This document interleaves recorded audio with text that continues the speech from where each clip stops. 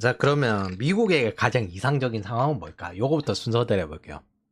이전 내용의 복기를 살짝 해봅시다. 미국 국가 부채와 경상수지 적자는 자기 조직화 관계입니다. 그래서 하나만 손댈 수는 없어요. 둘 다 같이 해결을 해야 돼요. 그리고 결국 방법은 성장, 생산성이 높아지고 성장을 하는 겁니다. 이때 상황에 따라서 트릴레마 문제, 물가, 고용, 국제 수지를 마주하게 되고 사실 환율에도 이런 문제가 발생합니다. 미국은 국제 수지를 포기하고 원래 물가와 고용을 잡은 경제였죠. 근데 그 국제 수지가 지금 정도를 벗어났습니다. 완벽하게 세계다를 잡을 수는 없어요. 잡았더니만은 경제 성장이 안 돼요. 결국 생산성 증대가 전부입니다. 그래서 이 국제 수지를 감당할 수 있게 되는 거죠. 우리가 운동을 꾸준히 해야 되는 이유는 운동을 하면은 혈전이나 뭐 어쨌든 이런 병이 정도 생겨도 충분히 감당할 수 있는 몸이 된다고 하거든요. 장기적으로는 이제 그런 그 안 좋은 요인들을 제거해 나가야 되겠죠. 하지만 이런 식으로 강해지는 경제를 추구하고 있는 게 지금 현재 미국입니다. 이 트릴레마를 완화하기 위해서 지금 구조적 구성적으로는 개인의 소비 패턴을 바꾸고 저축 습관을 키우게 해야 되고 기업에게 혁신과 생산성 있는 활동을 지원해야 되고 정부는 최대한 에너지 가격을 낮추고 외국의 혁신과 일자리를 만들 뛰어난 인력들이 들어오게 해야 됩니다. 특히 기업가 투자자 엔지니어, 실제 경제를 만드는 사람들. 이 경로는 다음 세 가지 단계를 거쳐야 돼요. 단기적으로 위기 관리와 악순환 차단, 지금 단계죠. 두 번째, 중기적으로는 산업 경쟁력 강화, 재정 건전성 내 점진적 개선, 세금 혜택 국내 제조업 리스어링 해놓은 거. 세 번째는 이제 새로운 블록 경제를 형성해야 되죠. 그래서 지속적인 포지티브 썸이 가능하도록 만들어야 합니다. 그러면 이제 점검을 해보도록 합시다. 미국은 1단계 악순환 차단에 성공하고 있는가?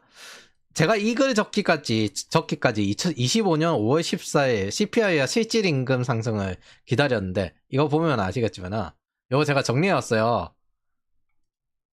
대충 나온 거만 2024년 6월 26일까지 노벨 수상 경제학자 인플레이션 공포 재점화 2월 13일 글로벌 금리 인하 멈추나 인플레이션 우려 재점화 2월 24일 최소 몇 달 걸려 인플레이션 재점화 그냥 이 정도면 기우제입니다. CPI 4% 간다. 기우제입니다. 기우제. 서프라임 이후부터 경제학자들이 진짜 세상에 악만 퍼뜨리는 것 같다는 생각을 자주 하는데 일단 서프라임 건수도 있었고요. 그거 반대를 제대로 안 했죠. 밀턴 프리드만 말고 제대로 반대를 안 했죠. 두 번째는 양적 완화를 해가지고 어마어마하게 돈을 뿌렸죠. 그리고 세 번째는 팬데믹 머니 뿌려서 인플레이션을 일으켰죠. 양적 완화에서 부동산 오른 거에 플러스해서 팬데믹 머니 인플레이션까지 가니까 전 세계 청년들이 작살이 났죠. 그리고 네 번째는 지금 현재 이런 소리를 하고 앉아 있습니다. 트럼프 재선 시 인플레이 재점화 이러고 있는데 자 데이터를 보면 인플레이션이 급속도로 줄고 있으면서 인플레이션 공포를 계속 올리는 이유를 지난 편에 설명을 했어요. 최대한 인플레이션 기대감 높이고 손절 채권 사기로 최대 이익을 추구하고 이 편들이 금리에 정치합니다. 자 어제 5월 14일 기사인데 같은 날인데 소비자 물가 상승률 최전대 인플레이션 재점화 경고가 나옵니다. 같은 날 기사예요. 5월 14일 같은 날 기사입니다. 이게 한국 언론이라서가 아니라 미국 언론도 마찬가지입니다. 같은 날 기사가 데이터와 자 인플레이션 재점화한다. 저는 이게 이제 월마트나 이런 기업들이 아직까지 가격 정가를 안 했거든요. 그 가격 정가를 이야기하면서 인플레이션 점화를 이야기할 수도 있는데 저거 있잖아요. 세금 하반기에 줄이잖아요. 뭐 이러고 있습니다. 자, 지금 이제 제가 전체적으로 정리했었거든요. 예측치가 급속도로 줄고 있다는 것들. 자, 그러면 수치는 더할 나위 없이 좋다. 적어도 상반기는 그렇게 나오는 것 같습니다. 이제 하반기를 본격적으로 봐야 되겠죠. 인플레이션 수치 CPI 4년 중에 올라가던 거 멈추고 가장 낮은 수치입니다. 4년 중에 뭐야? 여기서부터 2021년 이후부터 가장 낮은 수치예요. 인플레이션 수치. 올라가고 있던 거 잡았어요. 급히 와가지고 2월 10일 날 임기 시작했거든요. 급히 와가지고 올라가고 있던 거 잡아냈어요. 그게 빠른 행동이 확실하게 효과가 급히 나온다는 걸 볼 수 있었습니다.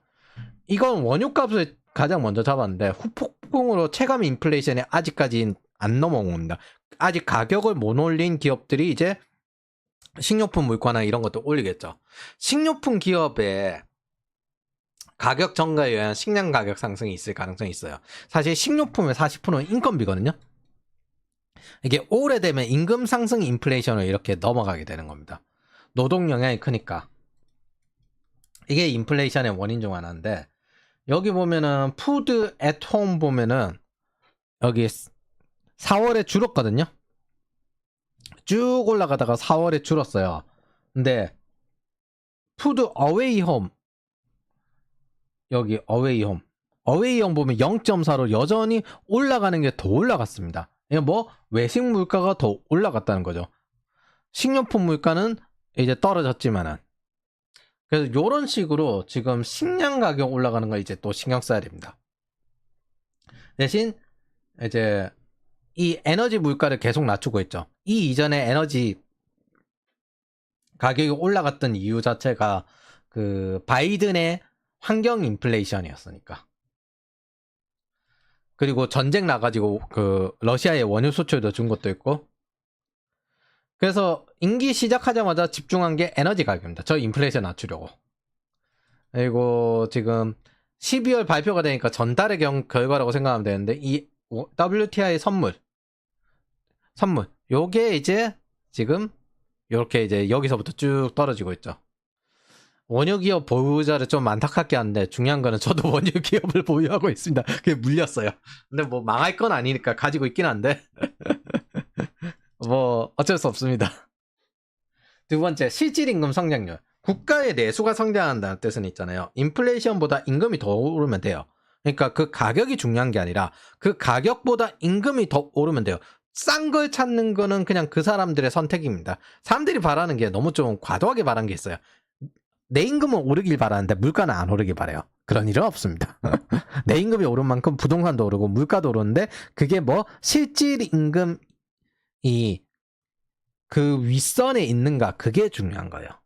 실질 임금을 증가시키면 물가가 올라도 그만큼 사람들의 구매력이 올랐기 때문에 상관이 없습니다. 하지만 이 경우 무역 적자가 더욱 심해질 수 있습니다. 구매력이 증가했으니까 중국 물품을 더 많이 살 수가 있죠. 그래서 관세를 사전에 조치를 취한 것에 가깝습니다. 인플레이션을 잡는 과정 동안 꼭 필요한 조치이기도 했습니다.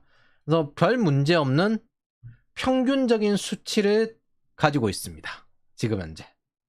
그래서 실질 임금이 증가했는데, 이게 보시면 알겠지만은 이게 진짜 인플레이션 기간 동안 확 떨어졌다가, 그러다가 이제 한 번씩 이제 좀 너무 과도하게 올라가면 떨어지고 이렇게 해서 평균을 맞추거든요. 그래서 지금 이제 마이너스 0.1%인데 디플레 경로로 살짝 가고 있긴 하지만 평균치에서 크게 벗어난 수치는 아닙니다. 이건 뭐 심각한 수치는 아니기 때문에 대체적으로 내수가 증가하고 있다, 이렇게 생각하시면 되겠습니다. 그리고 이제 그럼 여기서부터 또 보도록 하죠. 관세 발표가 4월 4일날 일어났거든요. 이게 미국에 도움이 되었는가, 요거에 대해서 점검을 해봅시다. 세 번째, 미국 내 투자 약속이 확실하게 증가했습니다. 이건 7월에 릴리즈 돼 보면은 전체적으로 알 건데, 일단 세계 직접 투자를 모두 끌어당기고 있어요. 그래서 이거는 전에도 이야기했듯이 거의 뭐 20년치 투자 약속을 한 달 안에 그냥 받아내는 그런 정도 수준. 다만 지금도 투자 약속을 계속 받아내고 있습니다. 거의 투자 영업 관세를 이용해 가지고 투자를 유치하고 있어요. 계속 미국 내에서. 그러니까 전 세계 4분의 1 투자가 정도가 미국으로 다 들어갔다 이미. 그런 정도 수준이라서. 그래서 우리는 앞으로 미국으로 더 지금 최대한 저 시장을 어떻게든 커버하려고 틸 준비를 티든 소프트웨어로 수출하든 뭐든 하긴 해야 됩니다. 그리고 이때 사우디의 팔란티어 CEO도 같이 갔죠. 팔란티어 CEO도. 네 번째, 관세 수익이 생기고 있습니다. 일단 4월 재정흑자가 그 절정을 찍었거든요. 이 뜻은 무난하게 이전과 큰 차이 없이 증가하고 있다는 겁니다. 자, 이게 수익인데 4월에 이제 세금 신고하는 날이어서 4월마다 수익이 확 증가를 해요. 이게 2024년 4월이고 2025년 4월인데 관세가 일어나도 오히려 증가를 확 했습니다. 큰 문제가 지금까진 없다는 거예요. 증가를 확 했기 때문에 그냥 큰 문제가 없고, 그 다음에 이 지출이 과연 도지에 효과가 있었는가 보면은 이게 증가세였거든요. 증가세. 작년부터 급증해가지고 거의 6단위만 계속 나오잖아요. 근데 3월부터 5단위로 떨어집니다. 그래서 저게 증가세였는데 생각보다 도지가 나름 할 만큼 한 것 같아요. 그 증가세가 줄었습니다. 지출이. 그리고 미국은 손실을 굉장히 강조하기 위해서 이 손실에 전부 플러스를 집어넣고 이익에는 마이너스 집어넣는데 이익은 예전보다 증가했습니다. 근데 그 증가분이 좀 큰데 어쨌든 증가분이 좀 크게 증가를 했습니다. 중요한 거는 이 수익이 늘고 있는가? 늘고 있습니다. 지출 증가 속도가 줄어들고 있는가? 줄어들고 있습니다. 손실이 줄어들고 있는가? 이거 보면 알겠지만 이전이랑 차원이 다르게 손실이 줄어들었어요. 거기에 관세 수익이 생겼거든요. 관세 수익. 근데 이게 얼핏 보면 적게 보일 수가 있는데 여기 보면은 요 정도 비중에서 없던 수익이 늘어난 것이기 때문에 예를 들어 8비에서 360B 손실이 나던 것들, 매월 손실이 나던 것들이 지금 현재 16B만큼 매달 완화해준다는 게 됩니다. 그래서 우습게 볼 만한 손실이 아니에요. 왜냐하면 없던 생수익이 여기 생겨가지고 이 손실을 완화해주고 있기 때문에. 이 단위 밀리언이거든요. 그래서 빌리언이 여기 그 쉼표에서부터 딱 나오는데 이 16씩 생기는 거예요. 그리고 매달 들어오잖아요. 관세를 내지 않으려면 미국에 투자하면 돼요. 미국에 투자하면 이건 법인세 소득세가 되겠죠. 그래서 남은 건 하반기 투자 결과 플러스 세금 하락의 결과가 실제 어떻게 작동하고 있는지 봐야 됩니다. 3, 4월은 일단 생각했던 것보다 효과가 크게 돌아갔습니다. 도지도 제법 효과가 있었고 관세도 효과가 있던 것처럼 보여요. 남은 건 감세의 효과가 내수시장 GDP를 증가시키는데 큰 도움이 되는가. 다섯 번째, 경상수지 릴리즈를 기다려봐야 됩니다. 관세 전 3월 무역수지, 이제 트럼프가 관세 매긴다고 하니까 그 전에 잔뜩 샀거든요. 3월 무역수지가 급증했는데 지금 현재 1분기께 제대로 나오지는 않았습니다. 반기께 제대로 나오지는 않았습니다. 그래서 요거 좀 기다리고 있거든요. 전체적으로 보면 1단계는 확실하게 진행 중이에요. 그리고 생각보다 관세 효과가 나쁘지 않은데 그래서 볼 건 다음과 같아요. 앞으로 볼 거. 하반기 감세 효과가 나타나고 재무부가 안정적으로 개선이 되는가. 그리고 경상수지의 GDP 대비 국가 부채가 조정이 되는가. 그리고 하반기 투자 효과가 나타나는가. 금리를 내렸을 때도 이게 지속이 되는가. 근데 오늘 금리 안 내린다고 대놓고 나온 것 같은데. 서프라임 이 경제학자들 대부분 문제 만드는 사람들이 보여요. 제가 보기에는. 특히나 케인즈 경제학자들이 요즘 경제학회에 대부분 남아서. 구조적으로는 다음 같습니다.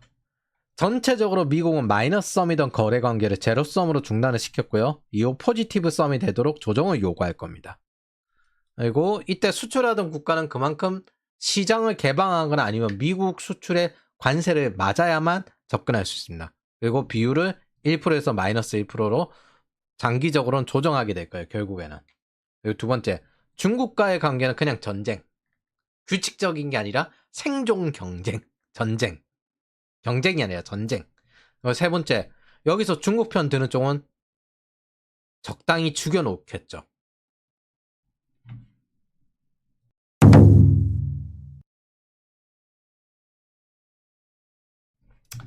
제가 번외편을 하나 쓰기 싫어서 여기 적는데, 좀 시진핑 내부에서 지금 현재 군부가 어떻게 베이징을 장악하니 하면서 시진핑이 외국으로 돌아다니기 진짜 싫어하는데 지금 다른 나라 돌아다니고 있거든요. 왜냐하면 자기가 못 돌아갈 수 있는 그런 위험이 있기 때문에. 자기가 없어졌는데 갑자기 군부가 베이징을 장악해버리면은 그래서 시진핑의 힘은 군부에서 나왔는데 그 군부가 시진핑에게 등을 돌리고 있어요. 이게 중앙 집권화의 문제점인데, 말 잘 듣는 애들을 주변에 놓다 보니까 힘센 애들이나 배짱 있는 애들이 있는 게 아니라 충성파들이 있잖아요. 근데 이 충성파들 바꿔서 이야기하면 반장 같은 것들이에요. 반장, 학급 위원, 얘네들은 힘센 애들 못 막아요. 근데 지금은 이제 그런 상황이 되어버린 상태입니다. 이게 스타 네트워크가 되게 위험한 네트워크예요. 그게 한계점이 명확한. 그래서 트럼프 행정부는 경제적으로 중국을 압박했죠. 제네바 합의로 시진핑에게 썩은 동아줄을 내려주었습니다. 너 지금 내외로 힘들잖아. 자, 이거 받을래 안 받을래? 미국과 중국은 그걸 협약을 했다고, 서로 이겼다고 해서 국내 정치에 대해서 광고를 합니다. 그래서 조금이라도, 근데 이거 사실 미국이 내린 썩은 동아줄이지, 조금이라도 연명할 기회를 줬습니다. 중국 시장을 개방해버리면 시장 경제로 이행이 돼요. 동시에 공산당의 존재 목적을 포기해야 됩니다. 저는 이거 안 할 것 같아요, 솔직히. 특히 금융을 포기해야 되는데 이거 안 할 것 같아요. 안 받을 것 같아요, 최대한. 미쳤다고 받겠어요, 자기네 기득권 포기하게? 중국과 같은 스타 네트워크는 이 스타 메인 허브, 메인 노드, 요거 하나, 중앙 노드 하나 공격하면은 이거. 중앙 집권적 네트워크는 무너질 때 엘리트들의 경쟁으로 무너지거든요. 저게 분산된 구조가 아니라 중앙이 과부하되는 구조다 보니까 어찌됐든 살아남으려면 하위 노드를 키워야 되는데, 해당 하위 노드가 언젠가 로마의 속주처럼 반란을 일으키면은 이제 그때 엘리트 경쟁으로 조지는 거예요. 이게 사회 경제적 압박이면서 동시에 시진핑에게 마약 주사하는 것 같은 그런 썩은 동아줄을 내려준 겁니다. 너 이거 안 받으면 경제가 망가진다, 어떡할래? 받아? 받으면 이제 시장 경제가 된다? 이제 시진핑 주의는 없어지는 거야? 뭐 할래? 이거 지금 제시한 상태잖아요. 썩은 동아줄. 중국이 인민이 세뇌하면서 경제적 성과를 약속한 걸 지켜야 되는데, 이미 많은 인민들이 시진핑에 반발하고 있어요. 이제 매달릴 때가 저 썩은 동아줄, 끊어질 줄 아는데 썩은 동아줄밖에 없습니다. 안 그러면 자기가 숙청이 돼. 어느 순간 보면 시진핑의 중국몽, 강국몽 등이 이거 위에 거 이해하면 무색해지기 시작합니다. 내부로는 군부를 진압해야 되는데 전쟁을 어떻게 해요? 외부로는 관세 전쟁을 대응할 수 있는지 봐야 됩니다. 시진핑이 간절히 바라는 건 미국이 이용하고 있는데, 권력 유지죠. 시진핑이 간절히 바라는 거, 자기가 숙청했기 때문에 다음 숙청 대상이 자기가 되는 순간부터 일가가 모두 다 작살납니다. 허수아비로 권력을 유지할래? 아니면 네가 군부에 숙청당할래? 중국이 식민지화 되거나 아니면 군부에 숙청당하고, 군부에 숙청당하면 이제 죽는 거죠. 아, 진짜 여기 보면 이 아저씨가, 이 할아버지가 하는 소리 있거든요. 시진핑 존경한다, 나는 친구다. 여러분들 칭찬하는 사람은 항상 경계해야 된다. 위에도 보면 알겠지만은 자기를 넓게 보는 인간을 좋아한다고 했잖아요. 지배잖아. 이런 허세 있고 으쓱한 애들은 야, 언제든 이용해 먹을 수 있어. 여러분들이 칭찬하는 사람을 경계해야 됩니다. 간절히 바라는 걸로 이용 나옵니다. 그래서 리더는 간절히 바라는 걸 드러내면 안 돼요. 보스든 리더든. 어떤 인간적으로 간절히 바라는지 그걸 드러내면 안 돼요. 이용 나옵니다. 이걸 보면서 전 그 생각했어요.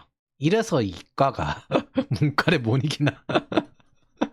야, 씨, 너무 진짜 사람을 절박하게 만들잖아. 절박하게 만들고 절박한 타이밍에 썩은 동아줄을 내려주는, 끝까지 이용해 먹겠다는 이 알뜰한 심보를 보소. 이 문과놈들 진짜. 아, 씨.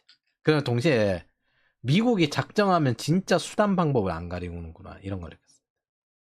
절대 피해가 크게 두들겨 패지 않아요. 압박하면서 그 중에서 성장합니다. 그 와중에 점잖을 때 잘해야 돼 진짜. 미국은 점잖을 때 진짜 잘해야 돼요.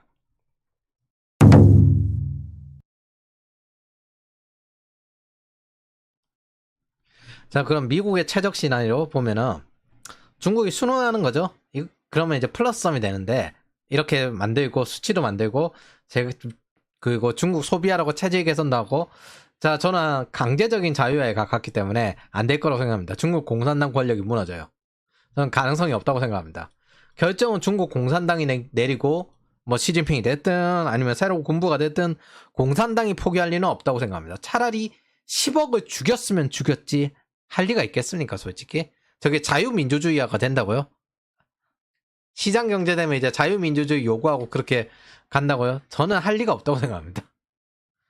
이걸 위해서 중국은 다음 상황을 받아야 돼요. 기술 봉쇄, 오케이. 동맹 결집, 인도 태평양 봉쇄한다. 너네 감시 체제. 그리고 중국 내부에서 압박하고 중국 양보해. 야, 국가 주도 성장 포기하고 시장 개방해. 그리고 미국 주도의 질서의 중국은 이제 미국에 순응하는 중국이 되어야 돼.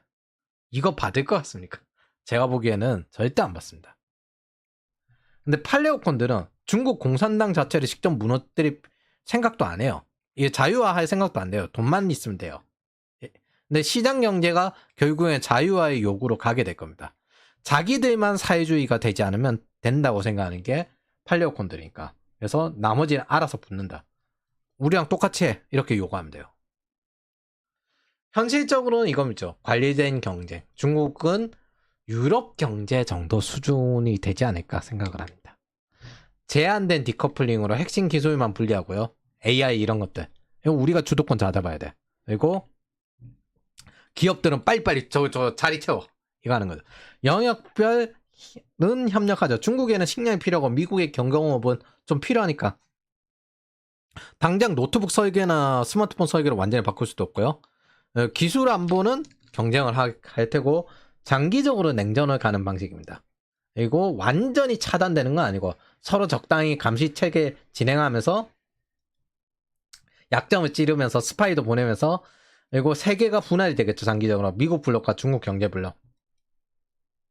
한국처럼 이렇게 경제는 중국 안보는 미국 이렇게 한 거 허용 안 할 겁니다. 이제 자유무역 시대가 아니니까. 그리고 상호 경제하면서 제가 보기에는 권력 유지하는 데는 이게 딱 가능성이 높아요. 서로 간의 정권 유지도 되면서 이게 딱 가능성이 높아요. 그리고 최악의 시나리오. 그냥 전쟁하겠다는 거죠. 야, 7% 한번 찍고 우리 캐삭방 한번 뜨자. 대리전 확산하고.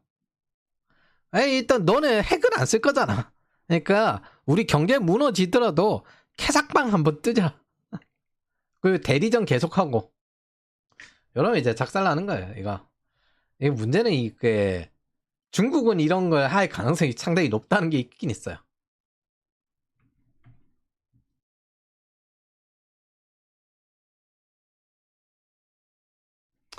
자, 트럼프가 일기 때부터 한 말이 있습니다. 미국은 결코 사회주의가 되지 않을 것이다. 트럼프 저격수로 뜬 게 엘리자베스 워런이잖아요. 이런 사람들이 기본적으로 사회주의, 샌더스 진영 사람들인데, 심지어 베센트는 미국이 유럽처럼 3인주의가 되지 않기 위해서 성장이 필요하다. 이렇게까지 이야기를 했습니다. 사회주의와 전쟁, 대선 이슈기도 했지만은, 일기 때부터 계속 사회주의가 되지 않을 것이다. 그래서 아메리카 will never be 소셜리스트 컨트리 이렇게 절대 사회주의 국가가 되지 않을 것이다. 차세대 안티에이징 혁신. 2024년 대선 현장에도 이야기했습니다. 이게 반복적으로 계속 이야기해요.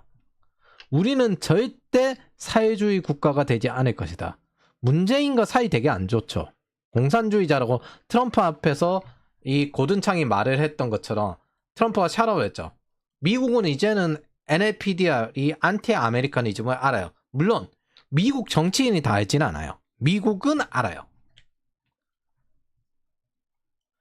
씨팍 행사에서 가장 터진 게 이거죠. 보수 정치에서 트럼프가 샤라웃 하고, 그리고 미국 의회 조사국에도 이재명이 보고됐고, 유튜버들은 뭐 어차피 그 어쩌고저쩌고 민주당 항의해야 하면서 내정 간섭이다. 야, 이거 외정이지. 카다피 지지자 같은 새끼네. 카다피급으로 이거 보고된 거 처음 봤어요. 팔레오콘이 무서운 이유가 뭐냐면요. 트럼프가 이렇게 블록 경제잖아요. 굳이 모든 전통 동맹을 블록화할 필요 없습니다. 트럼프는. 좌파들의 목표가 뭐냐면 동아시아 공동체로 유럽, 러시아와 함께 중국 진영에 합류하는 겁니다. 근데 한국의 자유주의자 입장에서는 이 팔레오콘들이 무서워요. 왜 그러냐면 네오콘 자유주의 매파와 다르게 타국에 굳이 개입하면서 자유화 시킬 생각을 하지 않습니다. 굳이 자유민주주의화 할 생각을 하지 않아요. 우리 싫어하는 한국 왜 지켜줘야 하냐? 이거 똑같습니다. 부시 때 네오콘도 그랬는데 그 해당 국가가 원하지 않으면 우리는 여기 오래 있지 않을 것이다. 이게 글로벌리스트들과 차이예요. 말은 그러면서 부시는 평택 기지를 유지를 했거든요. 트럼프는 여차하면 뺄 가능성도 높다고 생각합니다. 개인적으로는. 상황 바뀌면 그냥 뺀다 이런 식으로 할 수도 있다고 생각을 해요. 팔레오콘들은 각기 국가에서 알아서 해라. 미국의 주권이 중요하고 미국이 다른 국가에 말려 들어가고 주도권 없이 말려 들어가는 거 싫어요. 차라리 손절을 할지언정. 미국과 함께하고 싶으면 맞춰서 와라. 이게 네오콘 자유주의 매파 속성이 달라요. 얘네들은 자유민주주의를 지구에 퍼뜨린다는 생각이 없습니다. 좌파들이 주권이라 짓거리는 건 들을 가치가 없어요. 얘네들 자체는 애국심을 없애고 국가를 없애면 계급도 군대도 없어진다. 이걸 희망하는 쪽이기 때문에 이 좌파들은 아무 상관없고, 중요한 거는 이 좌파들이 이룰 수 없는 이데올로기가 아니라 실존한 문제에서는 어떻게 기생하는가로 생존하기 때문입니다. 그래서 이쪽이 수단 방법을 지금 가리지 않는 겁니다.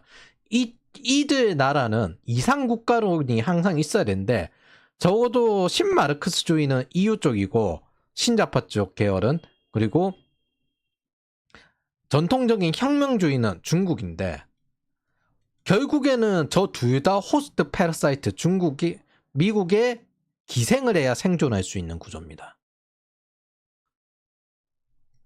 저 이상 국가들이 기생을 해야 생존할 수 있는 구조예요. 그리고 지금까지 자유민주주의들은, 정확히는 시장 경제는 이것들을 사회주의를 희생양 삼아가지고 그렇게 커왔어요. 걸음처럼. 자, 이렇게 존재를 하게 되니까 민주노총도 그렇고 혁명은 멀리 갔고 일상투쟁이 되었죠. 자, 이렇게 일상투쟁된 이유는 미국에 의존해서 기생충처럼 살 수 있기 때문에 저걸 계속 직업으로서 투쟁을 하는데, 자식은 미국에 유학을 보내고 그런 거죠. 미국은 각국에 군대를 배치하는 게 식민지행위다, 이렇게 이야기를 하면서 계속 투쟁을 하는데, 보통 한국이 미국의 식민지라고 이야기하는 것도 이런 건데, 팔레오콘들은 그게 맞을 수도 있다고 여기는 겁니다. 우리가 왜 타국을 지켜줘야 해? 라는 식으로 접근합니다. 군대를 빼는 순간 동맹국의 경제 안보로 지원해주는 관점도 같이 종료시키게 됩니다. 자유민주주의화된 국가가 편으로 붙으면 좋게 받아들이지만 굳이 손해를 보면서까지 동맹을 하지도 않고 자유민주주의화 시키려고 하지도 않아요. 이게 다른 나라가 실익 외교는 실익으로 가야 된다, 이렇게 이야기하는 것과 미국이 그래 우리도 실익 외교를 해야 된다 라고 하는 상황이 완전히 달라지게 되는 겁니다. 미국이 실익 외교를 하고 있는 게 지금 현재 상태입니다. 경제적인 이유에서든 정치적인 이유에서든. 팔레오콘 자체가 원래 패권에 관심이 없어요. 단지 달러 기축통화국 이걸 버릴 수는 없죠. 미국의 이익에만 관심이 있습니다. 미국의 안보에만 관심 있고 선한 척도 안 해요, 이쪽은. 그래서 문제가 돼요. 대다수 국가들은 미국이 기생하고 있으니까. 가장 기생을 많이 하는 좌파들에게 실제 생존을 위협하는 그런 상황이 됩니다. 투자를 받기 때문에 금융자본주의 파쇼라고 하는데, 그래 투자 안 해. 우리나라로 전부 다 투자를 끌어가. 괴롭힐 기업도 미국으로 이전해. 원래 보호무역주의 주장하던 인간들이 그렇게 되니까 전부 다 생존 자체가 위협이 되는 겁니다. 즉 트럼프 입장에서는 글로벌 리세션이 전혀 나쁜 게 아닙니다. 자파라는 조직, 이 자급자족 공동체, 코민이든 샌디칼리즘의 노조든 직장 공동체들 모두 자생이 불가능합니다. 외부에 기생할 곳이 있어야 돼요. 이 방법은 그래서 이제 저걸 유지하기 위해서는 금융억압이나 인재이동의 억압, 즉 중국처럼 억압을 시켜 그런 방식이 되거나 아니면 사회주의를 포기하고 미국처럼 시장경제 국가가 되거나 그밖에 없습니다. 그래서 글로벌 좌파들에겐 팔레오코는 굉장히 위험해요. 왜냐하면 자기들이 미국의 군대와 금융투자를 제국주의라 욕하면서 반대하는데 그걸 오케이 그럼 우린 빠진다 이렇게 받아들여버리기 때문입니다. 안 빠져나갈 거라고 생각을 하고 하는 건데 빠진다는 게 팔레오콘이기 때문에 이 결과 금융자본을 모두 미국으로 가져가 버리고 미국에 투자시키고 군대도 빼고 동맹국이라고 경제 안보도 도와주지 않는 결과가 됩니다. 각국에서 통제하지 못한 사회주의의 대가는 모두가 지게 돼요. 이런 행위가 한국도 이전에도 있었지만 노무현이었거든요. 노무현이 본래 미군 철수를 외치던 사람입니다. 반미운동으로 당선된 사람이고 반미 진영이 열심히 반미운동하다가 노무현이 당선되자마자 반미가 없어져요. 반미운동이. 그거에 대해서 이야기하는 거 여기 있거든요. 지금도 유튜브에 기록 남아있어요. 그 당시 워낙 충격을 받았다고. 한 번에 살았다고. 17분 정도부터 보면 됩니다. 그리고 주한미군 철수 문제 뭐 이런 것도 이야기하는데 주중국이 원하지 않으면 우린 나간다는 말이 들려오기 시작했습니다. 그래서 한국민이 원하지 않아도 남아있으려 한다고 생각을 했는데 그건 완벽한 착각이다. 한국민이 원하지 않으면 우리는 언제라도 한국을 떠난다. 미국에는 일본이 있다는 것을 한국은 잘 모르고 있다. 미국 국방부는 한국에 대해서 큰 배신감을 느끼고 있다. 뭐 어쩌고. 근데 그 당시 미국 입장에서는 되게 충격이었어요. 이런 반미운동. 당시가 기억나는데 이걸 당선되자마자 노무현 당선인일 때 요거 예전에 이건데 노무현 대통령 당선자잖아요. 당선자가 미국 방문의 계기로 주한미군 철수 문제가 쟁점으로 부각되고 있습니다. 당선자일 때 이랬습니다. 그리고 난 다음에 이제 이라크전으로 사람 데려나가고 평택기지 그때 만들면서 평택기지 만들면서 최대한 협상을 했거든요. 그리고 정치적으로 위태로우니까 그걸 어떻게 막았냐면은 전작권 항수, 자주권이라는 생각으로 막 포장을 한 것도 있고 두 번째는 그 당시 그렇게 이렇게 빼는 게 어딨냐 이렇게 항의를 하니까 당신들 그러면 반미 진영에게 정치적으로 공격당한다? 반대당한다? 미국이 그렇게 비꼬았어요. 노무현한테. 당신들 그러면 반미 시위 당한다. 이게 당선하고 한 달쯤 뒤에 일어난 걸로 제가 기억을 하는데 그래서 평택기지 만들고 기지 축소하는 방향으로 하면서 됐고 이때 평택기지 만들 때 환경단체의 좌파 시위 이렇게 갔죠. 지금도 평택에서 좌파 빨갱이들은 이런 시위를 하고 있습니다. 동조자들은 그거 좋다고 지지하고 앉아있고 제가 보니까 왜 이러냐면 안 망하니까 이런 것 같은데 한번 망해야 돼요. 이 인간들 이제 나이 들어가지고 재기 못하거든요. 재기 못하게 한번 망해야 됩니다. 기본적으로 좌파는 홀로 서기가 불가능합니다. 쟤네들은 그래서 최대한 약탈 말고는 할 게 없어요. 착취, 약탈, 기생. 단지 예전에는 약탈하던 걸 지금 현재 기생의 형태로 바꾼 것뿐입니다. 정리하면 트럼프 입장에선 글로벌 디플레이션도 군대를 빼는 것도 나쁠 게 없습니다. 자국의 식량 물가 낮추고요. 에너지 가격 낮추고 블록 경제화될 국가를 선택해서 새 판을 짤 수 있어요. 봉쇄하는 거야 수단 방법. 어차피 솔직히 중국 봉쇄하는 거 한국 도움 안 되잖아요. 뭐 그 배 때문에 한국을 못 뺀다? 아, 그럼 못 만들 것 같습니까? 단지 가성비가 안 맞아서 그렇지 돈 때려박으면 어떻게든 해요. 에너지와 식량이 자급자족 가능하면서 내생적 성장을 하는 미국에게 관세는 디플레이션으로 작동하게 됩니다. 중국을 견제할 방법 많아요. 일단 수출해야 하는 중국이 내수 시장으로 전환하는 순간부터 군사비가 기하급수적으로 증가하게 됩니다. 그래서 개인적으로 저는 관리된 경쟁 정도 요 정도라고 한국이 미국 블록에 들어가길 바라지만 미래는 예측할 수 없죠. 항상 최악을 준비하고 있습니다. 적어도 안보는 미국, 경제는 중국, 이런 중간자 방식은 더 이상 통용 안 돼요. 그리고 잘 생각을 해보세요. 조선업이 필요하다 하면은 절대 한국에 방치하지 않을 것이라고 여기는 강화도 있는데, 바꿔 생각해 봅시다. 그래, 요즘 신호를 보내주고 있는데 이재명이 당선되고 난 다음에 원화절상 하니 많이 이렇게 딱 해서 원화절상 시켰어요. 그러면 이제 글로벌로 디플레이션 시키고 원화도 절상되면 미국에 수출을 하는 조선업에 더더욱더 매달리겠죠. 그리고 미국에 매달리게 되겠죠.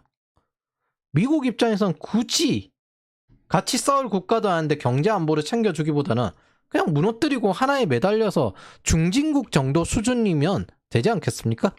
굳이 미국 입장에서 한국이 선진국일 필요가 있습니까? 적당히 손 끊어버리면 중진국으로 주저앉을 거잖아요. 제 장담하는데 이재명 되면 원화절상 그거 급속도로 진전될 수도 있습니다. 솔직히 굳이 미국이 한국을 원화절상을 할 이유까지는 없거든요.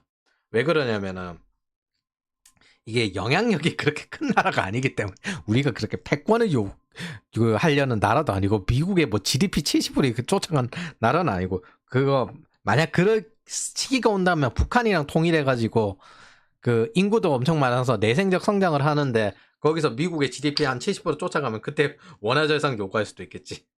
근데 적어도 지금 상태는 아니라고 생각해요. 근데 이재명이 되면 그냥 중국 편에 들어갈 바에야 이거 이렇게 만들고 난 다음에 미국에 매달리게 만들거나, 아니면은 그때부터 이제 손절 끊고 뭐 일본 쪽으로 가거나 다른 쪽으로 가면 되죠. 길은 많아요. 솔직히 미국은 선택지가 너무 다양하기 때문에 뭐 그렇습니다. 지금 한국 돌아가는 건 그냥 항상 최악을 준비하고 이 지역의 착근성을 해결하려고 노력을 하십시오. 저거는 여러분들 거시는 여러분들 마음대로 안 됩니다. 근데 개인은 내 마음대로 되잖아요. 그것만으로도 얼마나 다행입니까?